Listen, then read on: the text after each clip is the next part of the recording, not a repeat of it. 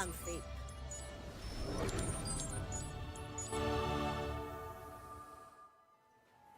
Emil, hindi na talaga maikakaila na laganap na talaga ang fake news sa ating lipunan. Kaya napapanahon lamang na nagsama-sama tayong lahat dito sa iisang bubong. And I must say the atmosphere is charged perhaps because everybody is so passionate dito sa ating panata kontra fake news, Emil. Aba, syempre, yung excitement, feel rin natin mula sa mga panahon natin dito sa aking kanan. Aba, sila'y naglaan ng oras para mapabilang, makadaupang palad natin sa event na ito bilang bahagi ng GMA Network sa paghahanda sa nalalapit na midterm elections. At banggitin rin natin, Emil, na marami tayong kasama ngayon via Zoom. Yung mga kasamahan natin, partners natin mula sa ibang bahagi ng Luzon, Visayas at Mindanao, kasama rin natin ngayong umaga. At syempre, we'd like to invite everybody to please use the hashtag PANATA kontra fake news. And of course, we'd like to mention that we are also joined by some GMA Network executives, department heads, and Kapuso anchors and personalities this morning. To formally open this event, we invite to the stage GMA Network Chairman, Attorney Felipe Algozon, for his opening remarks.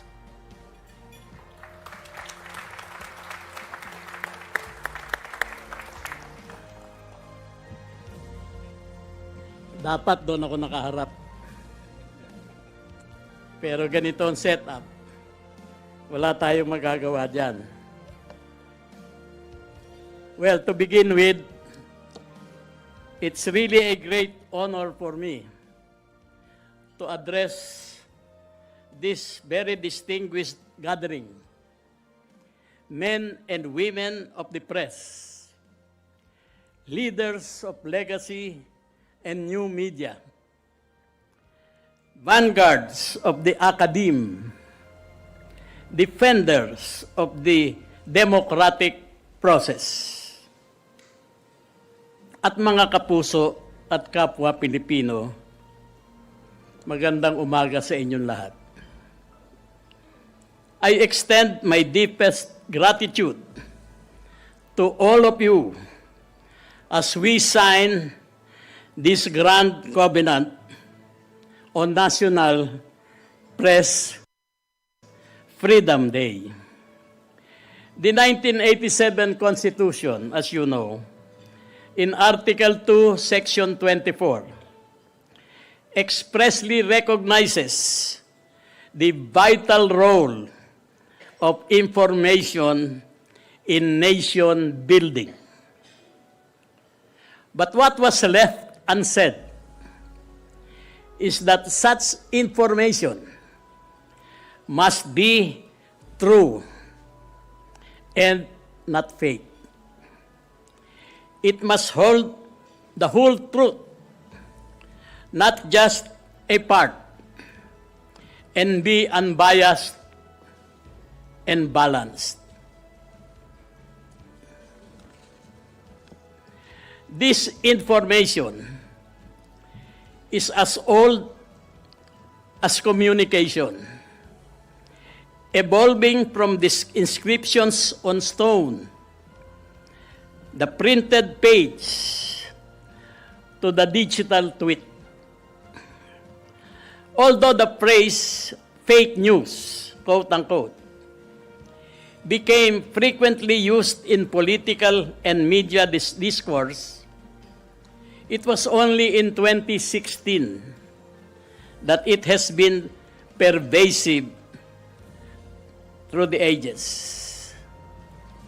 From the banks of the Nile River to the Roman Empire, it was manifested in fabricated victories, magnified minor revolts, distorted reputation to influence judicial decisions, and swayed public sentiment to redefine political alliances.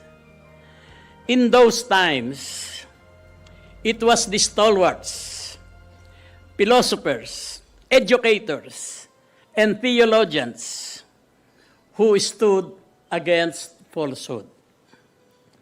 The parallels between ancient and modern times are striking.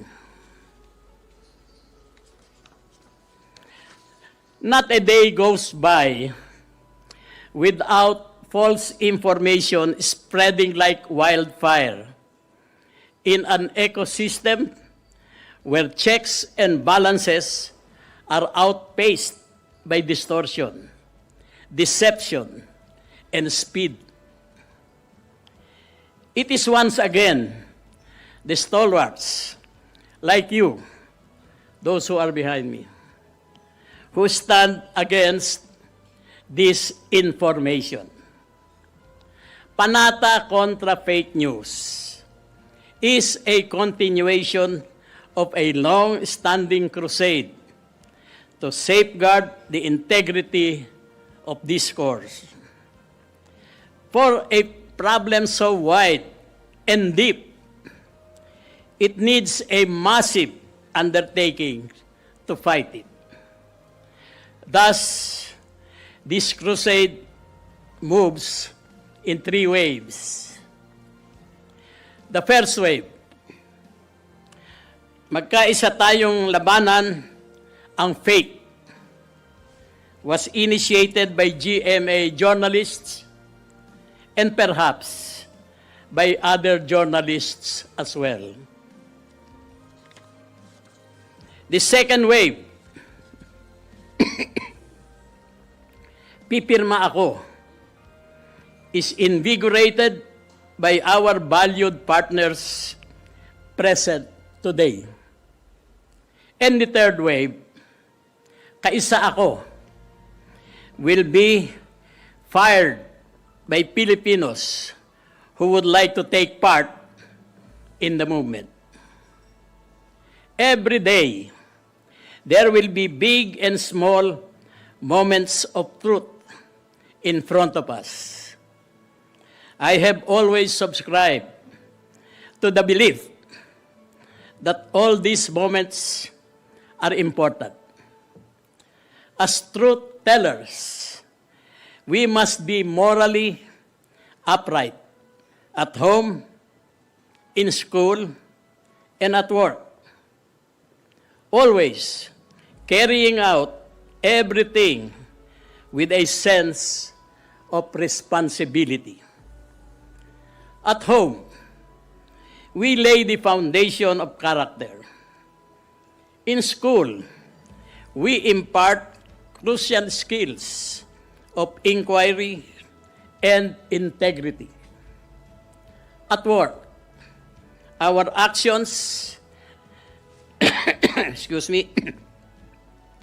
our actions, decisions, and advocacy are indispensable in this battle against all forms of disinformation.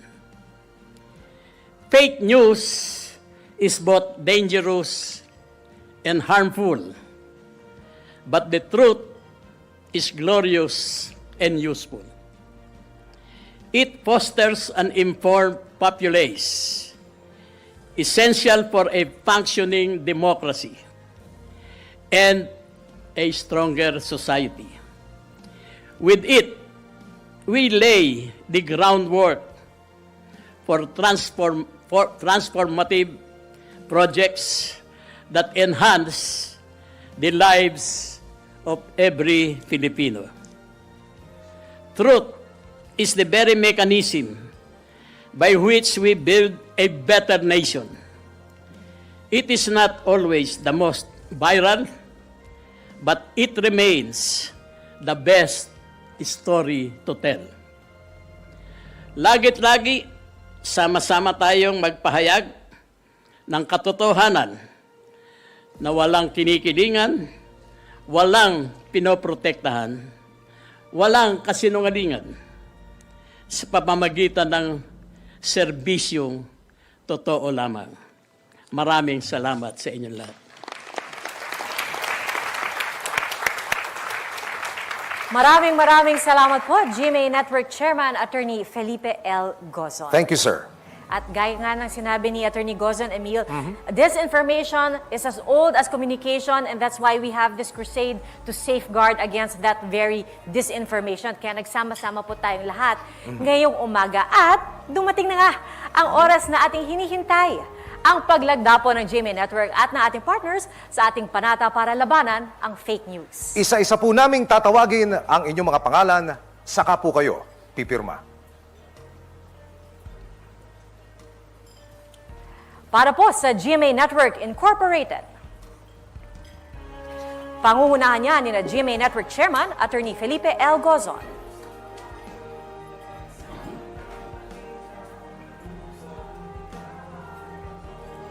GMA Network President and Chief Executive Officer, Gilberto R. Duavit Jr.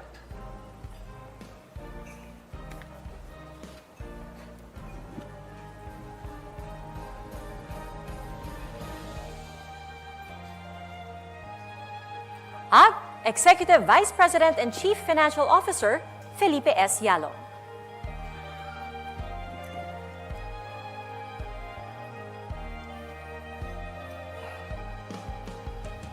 Kasama rin po natin ang ilan pang opisyal ng GMA Network.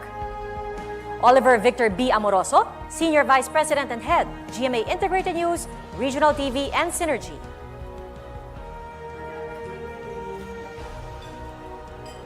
Ianessa S. Valdelon, First Vice President, Public Affairs.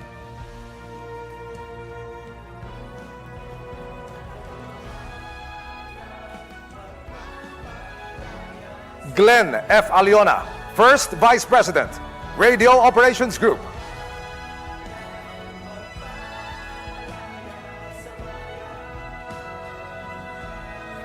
Kasama rin natin sina Reggie C. Bautista, Senior Vice President, Corporate Strategic Planning and Business Development, Concurrent Chief Risk Officer and Head, Program Support.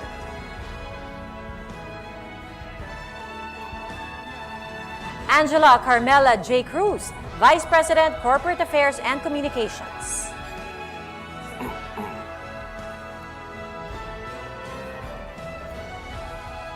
Dennis Augusto L. Carian, President and Chief Operating Officer, GMA New Media Incorporated.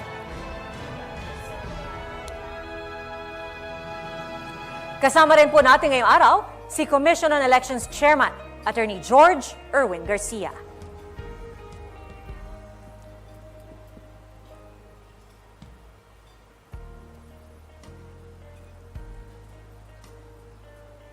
Katuwang natin sa panata kontra fake ang ilang television networks.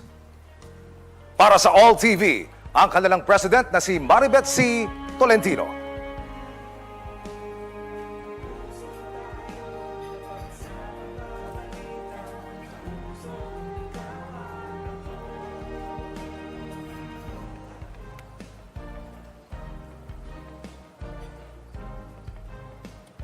Representing Zoe Broadcasting Network Incorporated, Nestor Laideros ang kanilang Programming Sales and Marketing Head.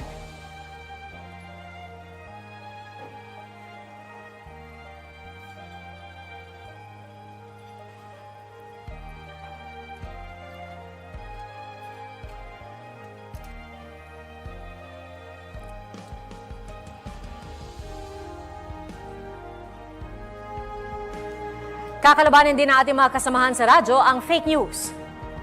Catholic Media Network, represented by their President and CEO, Reverend Father Francis B. Lucas.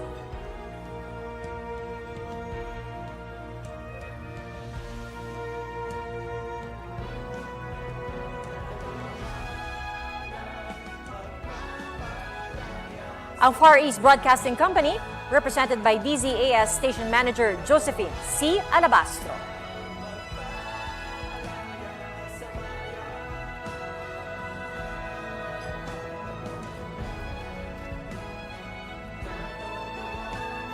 Narito ang MBC Media Group, represented by their President, Roberto S. Nicdao Jr.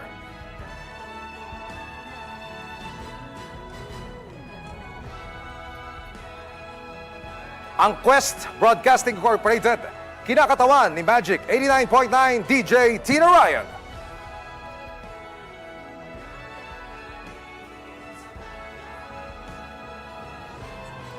Kasama rin po natin sa panata ang print media, news websites at news organizations sa bansa. Para sa Philippine Press Institute o PPI, ang kanilang Executive Director na si Ariel C. Sebelino.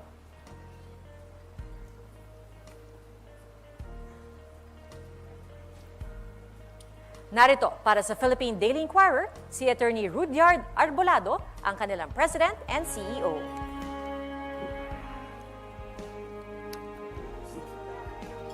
Para sa Manila Bulletin Publishing Corporation, ang kanilang publisher na si Herminio Sunny B. Coloma Jr.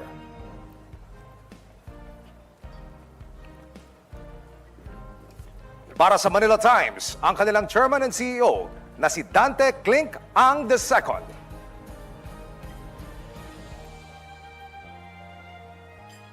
Mga kapuso, kasama rin po natin sina Rolando G. Estabilio, publisher ng Manila Standard Publishing Incorporated.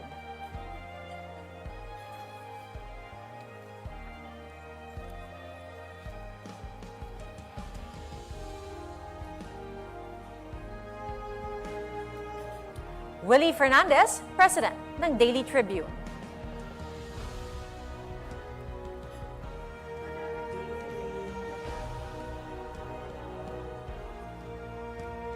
Kasama rin natin si Anthony C. Cabangon, ang publisher ng Philippine Business Daily Mirror Publishing Incorporated.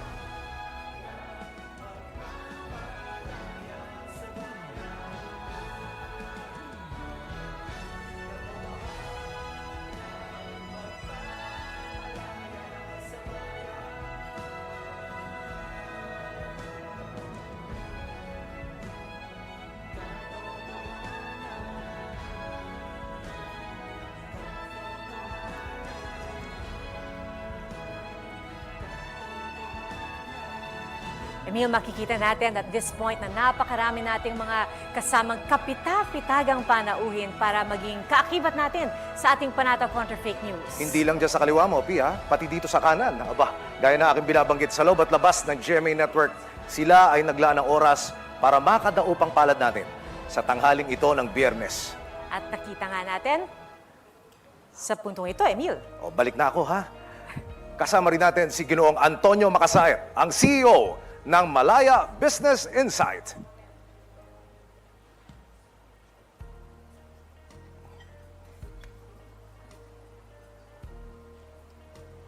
Para naman po sa Sunstar Publishing Incorporated, makakasama natin via Zoom ang kanilang president na si Gahom Vincent L. Garcia.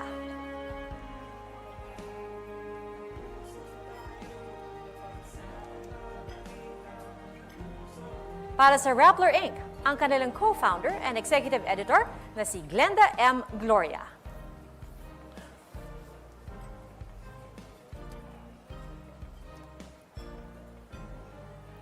Para sa Press1.ph, kasama natin si Niceforo Vince Balbedina III, ang kanilang multimedia editor. Kasama rin natin si Joanne Q. Maglipon, ang editor-in-chief ng Philippine Entertainment Portal.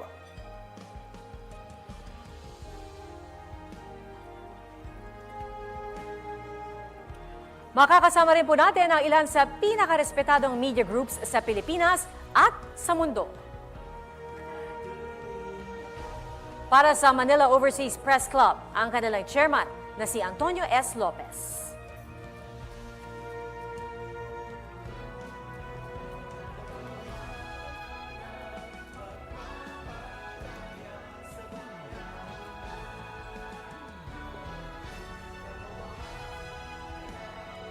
Para po naman sa Foreign Correspondents Association of the Philippines o FOCAP, narito ang kanilang board member na si Regine Cabato.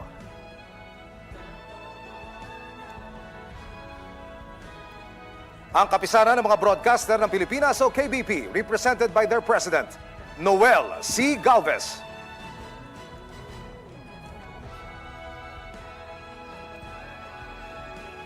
Para sa National Union of Journalists of the Philippines o NUJP, narito ang kanilang chairman na si Jonathan De Santos.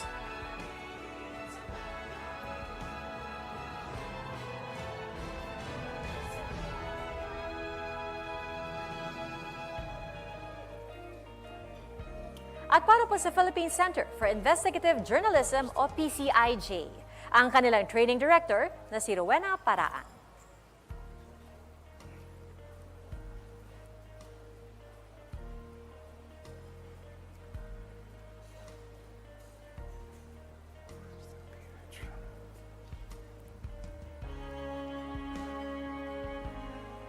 Para sa Facts First PH, ang kanilang coalition representative na si Pia Ranyada.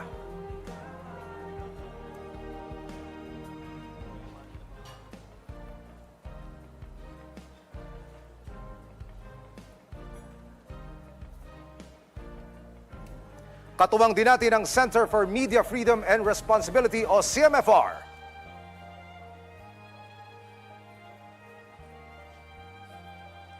Kaysa rin po natin mga kapuso sa PANATA ang mga ginagalang na universidad at kolehiyo sa Kamaynilaan.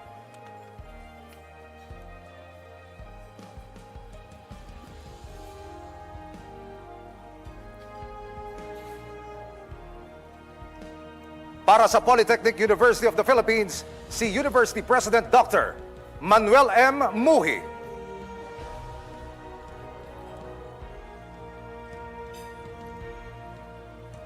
Representing De La Salle University, ang kanilang provo na si Dr. Robert Roleda.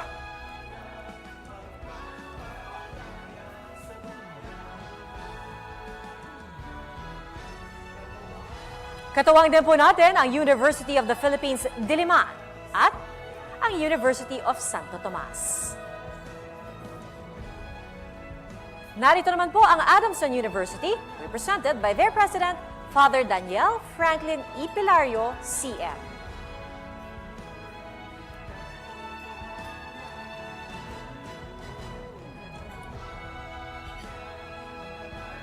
Para sa Arellano University, kasama natin si Attorney Frederick G. Dedase, PhD, ang kanilang Vice President for Human Resources and Director for Legal Affairs.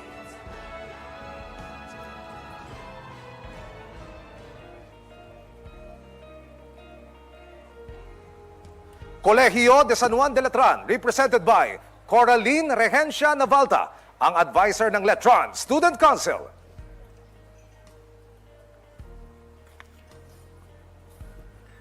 Para sa De La Salle College of St. Benilde, kasama natin ang kanilang Vice Chancellor for Academics, si Angelo Lacson. Para sa Emilio Aguinaldo College, narito si Amina B. Oliva, RRT, MA Ed, kanilang Dean of Student Affairs. Para sa Jose Rizal University, joining us is Augusto K. Fabella, Member, Board of Trustees.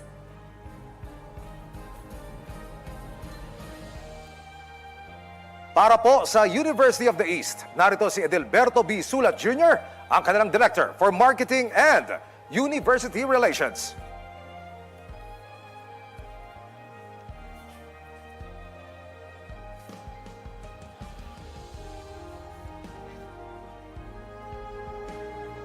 At para po sa National University, si Adolfo J. Aran Jr., Senior Director for Corporate Marketing and Communications.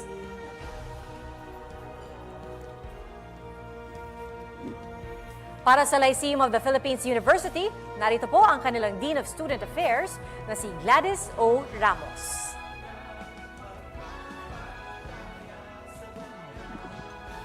Para po sa Mapua University, ang kanilang President and CEO na si Dr. Dodgy Maestrocampo.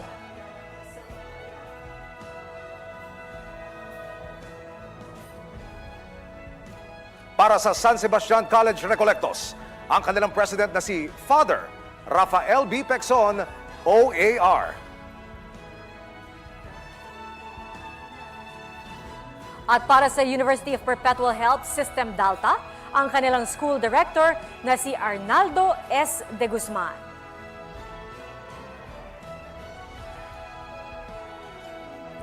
Kagapay din po natin sa laban kontra fake ang mga respetadong universidad at kolehiyo sa Luzon, Visayas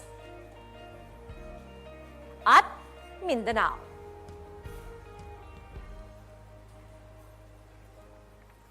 Kasama po natin ang ilan sa kanila via Zoom.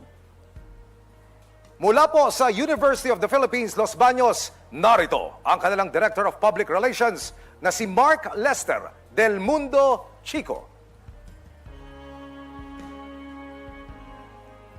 Para sa Mariano Marcos State University, kasama po natin si Maria Catherina Isabel A. Antonio, ang OIC Chief ng kanilang Information Services Section.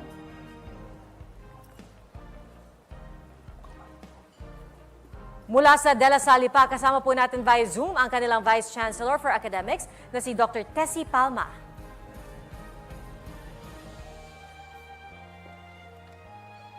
Mula sa Ateneo de Naga University, Officer in Charge na si Brother Raymond E. Beliesa, SJ.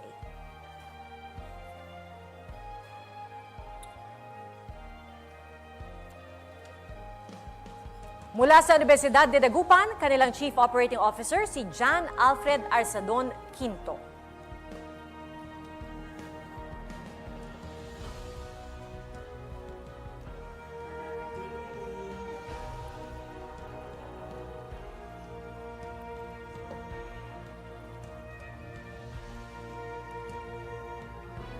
Para sa Silliman University, narito si Glynis Jean Casino, ang Officer in Charge, Strategic Partnerships.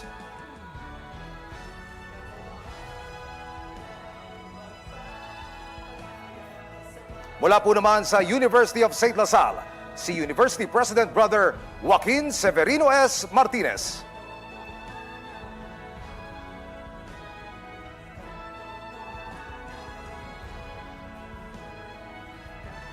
Para sa University of San Carlos, kasama natin via Zoom si Father Yesuraj Antonia Pen, SVD, ang kanilang Vice President for Academic Affairs. Para sa University of San Agustin, si AB Communication Academic Supervisor Dr. Roda G. Campillan. Sa University of the Philippines, Visayas, kinakatawan po ito ni Chancellor Dr. Clement C. Camposano. Ang Central Mindanao University, represented by State University President Rolito G. Ebalie, PhD.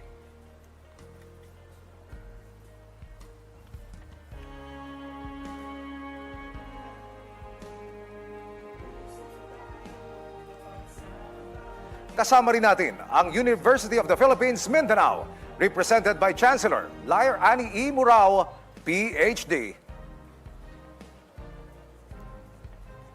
Ang Holy Cross of Davao College, represented by Dr. Teresa P. Fabiania, Vice President for Academic Affairs.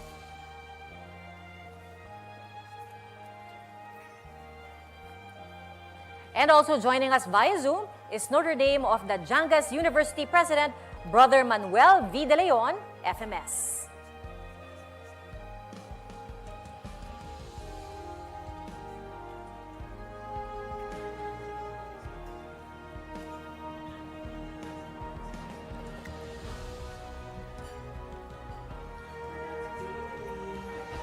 Kasama rin natin Dr. Ambrosio B. Cultura II, President ng University of Science and Technology of Southern Philippines.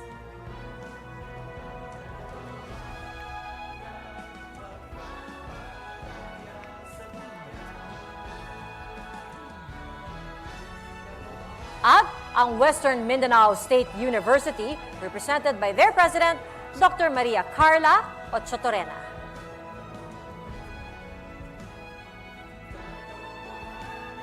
Kagapay pin natin sa ating krusada kontra fake ang online platform na YouTube sa ilalim ng Google.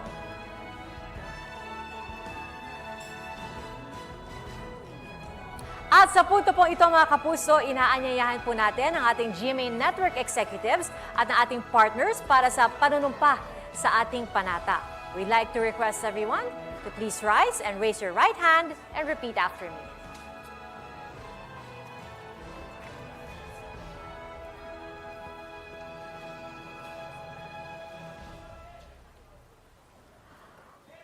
Ang pagkalat ng fake news ay malaking banta sa demokrasya at mabuting pamamahala. Ang pagkalat ng fake news ay malaking banta sa demokrasya at mabuting pamamahala. Naniniwala kami na ang responsableng pagbabalita ang pinakamalakas na sandata laban sa fake news. Naniniwala kami na ang responsableng pagbabalita ang pinakamalakas na sandata laban sa fake news. Naninindigan kami na walang lugar sa ating lipunan ang maling impormasyon na nagpapanggap na totoong balita. Naninindigan kami na walang lugar sa ating lipunan ang maling informasyon na nagpapanggap na totoong balita. Naniniwala kami na dapat pigilan ang mapanlinlang na impormasyon na layong lokohin ang taong bayan. Naniniwala kami na dapat pigilan ang mapanlinlang na informasyon na layong lokohin ang taong bayan. Ang aming panata, labanan ang fake news sa abot ng aming makakaya. Ang aming panata, labanan ang fake news sa abot ng aming makakaya. Ang aming panata, bantayan ang mga magtatangkang magpakalat ng maling impormasyon. Ang aming panata, bantayan ang mga magtatangkang magpakalat ng maling informasyon. Panata namin ang magpalaganap ng katotohanan sa lahat ng aming iuulat. Panata namin ang magpalaganap ng katotohanan sa lahat ng aming iuulat. Panata naming tiyakin na sinuri at mapagkakatiwalaan ng impormasyon bago ito ibalita. Panata naming tiyakin na sinuri at mapagkakatiwalaan ang informasyon bago ito ibalita. Panata naming gumawa ng mga hakbang para di malusutan ng peking balita. Panata naming gumawa ng mga hakbang para hindi malusutan ng peking balita. Ang panata namin, ipakita sa publiko kung paano matutukoy ang fake news para sama-sama tayong labanan ito. Ang panata namin, ipakita sa publiko kung paano matutukoy ang fake news para sama-sama tayong labanan ito. At panata naming ipaglaban ang katotohanan para sa bayan at sa mga susunod pang henerasyon ng mga Pilipino. At panata naming ipaglaban ang katotohanan para sa bayan at sa mga susunod pang henerasyon ng mga Pilipino. Maraming salamat po. Mga kapuso, ladies and gentlemen, yan po ang ating panata Kontra Fake News.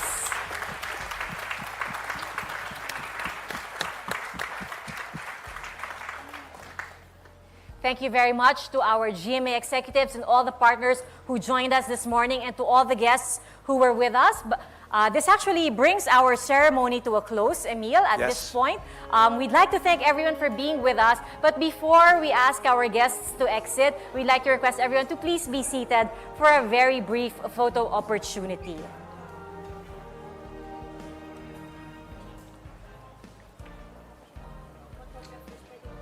And we would like to call on our photographers to please come forward. So you may find your best spot. All right, we have our photographers in front and at the back.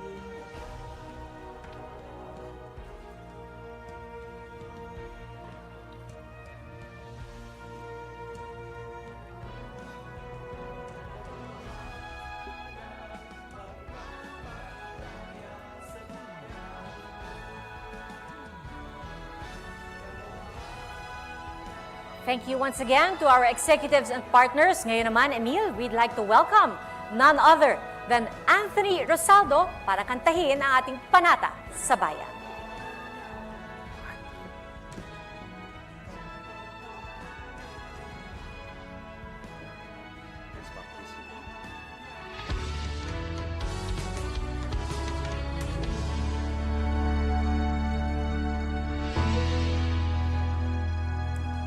Aling mang sulok ng daigdig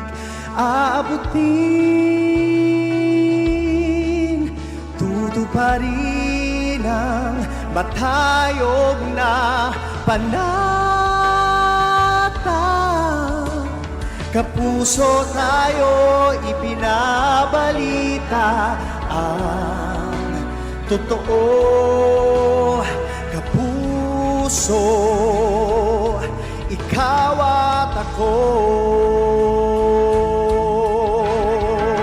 Serbisyong totoo, alay sa Pilipino. Buong-buo ang pwersa, tayo'y maninindigan. Balitang totoo, ating Oh, katotohanan magpapalaya sa bayan. Katotohanan magpapalaya sa bayan. Katotohanan ng panata natin sa bayan.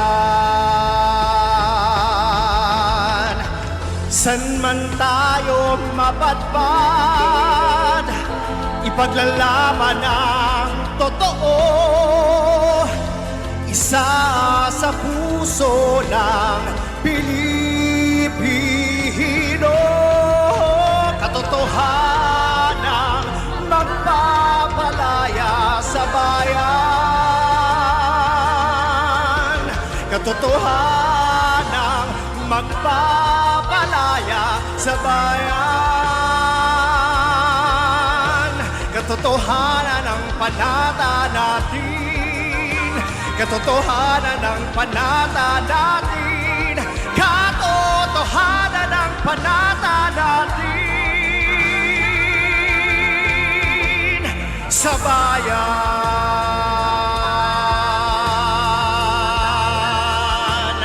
Panata natin sa bayan.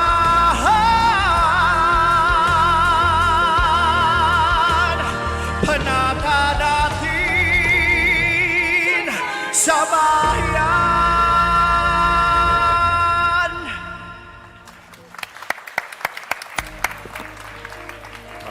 Thank you very much, Anthony. Thank you. This is our timeless panata that we have had for years already. And hanggang ngayon, Emil, nananatili pa rin ang panata sa bayan na yun. Nakakapangalisag ng balahibo, yung awitin ni... Oo, ako nga, tindig balahibo talaga, no, Emil?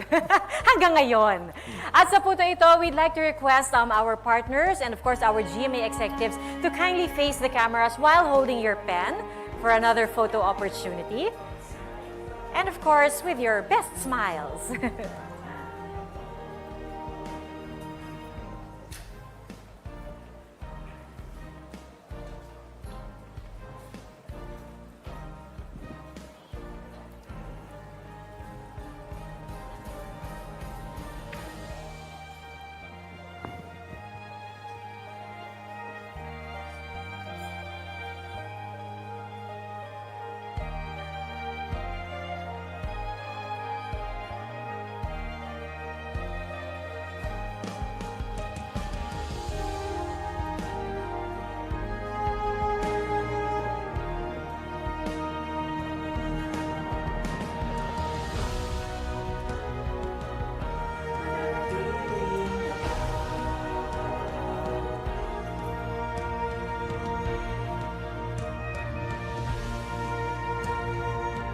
Thank you very much. And one more request. Please all rise for another photo.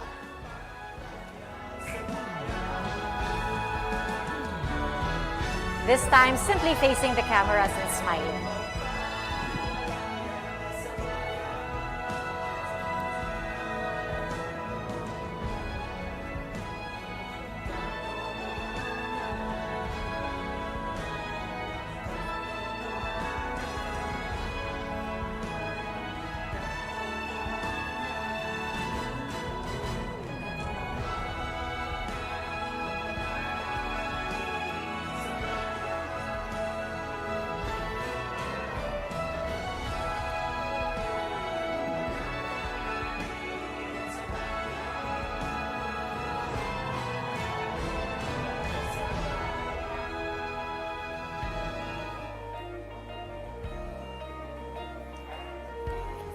Okay na raw. All right, thank you very much to our distinguished guests, of course, our GMA Network executives, for your patience and for joining us this morning. So one last request before we exit the stage. Please come together in the middle and just one last smile for our video, this time for the video capture. Okay.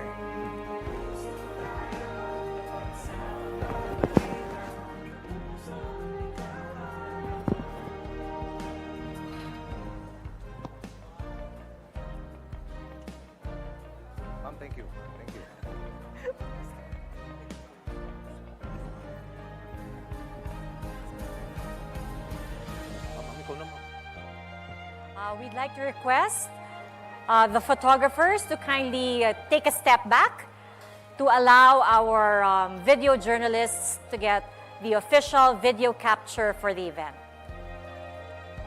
Thank you very much.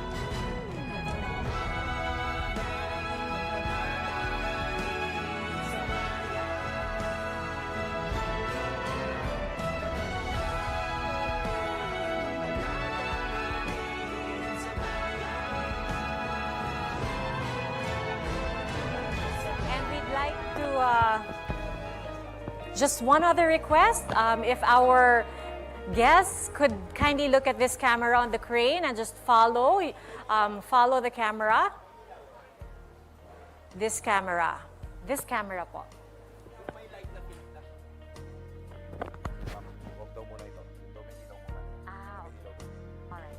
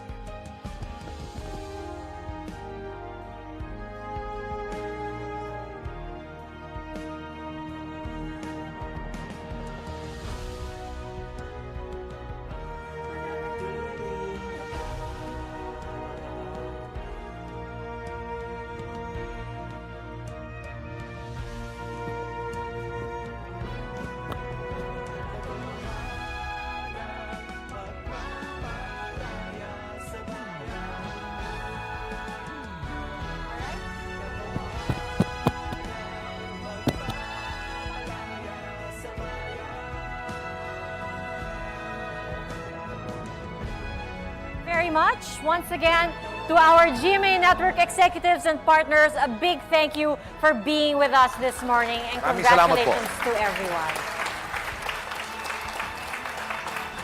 Maraming salamat sa pagsama sa amin ngayong umaga. Emil, isang malaking karangalan ang makatrabaho ka ngayong umaga sa pagtibay ng ating panata kontra fake news. Maraming salamat, Pia. Until Thank you next very time. much, Salamat Emil. po. Thank you. Mama Lairo.